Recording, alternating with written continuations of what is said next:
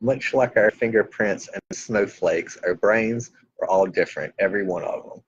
There are common trends, and there has been studies to find that conservatives share similarities in how they process fear. It's a larger portion of their brain activity.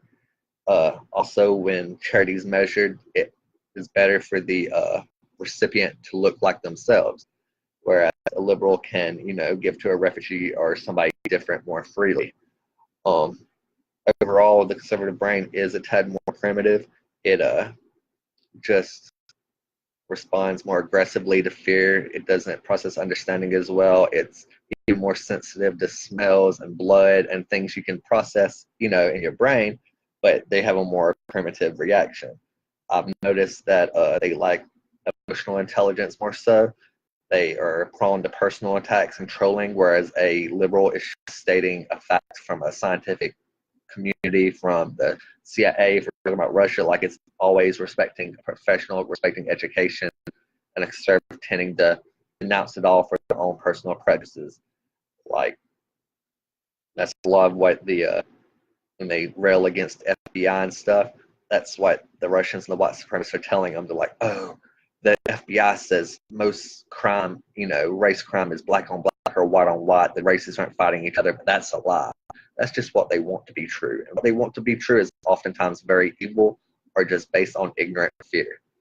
And they lack emotional intelligence, actual intelligence, so they will slander someone that tries to explain things to them. I prefer moral intelligence, emotional intelligence, almost even more than academic intelligence. But academics very important as well. Even if you aren't smart, all you have to do is respect professionals. Like, the only time conservatives question them really is when there's a commercial against it, which is the Hannity show, all their conservative propaganda. Like, that is why Alabama does not tax yachts, but does tax groceries, because the rich, it's a yacht tax-free tax. I mean, everybody can use it. It's not just for the rich. That's what they spend their money on. I'm like, well, why don't you use it for what everybody uses on, like, food? And like, no, that's socialism. If everybody can benefit from it, if it only benefits a rich person, that's capitalism. Again, that's actually a lie. And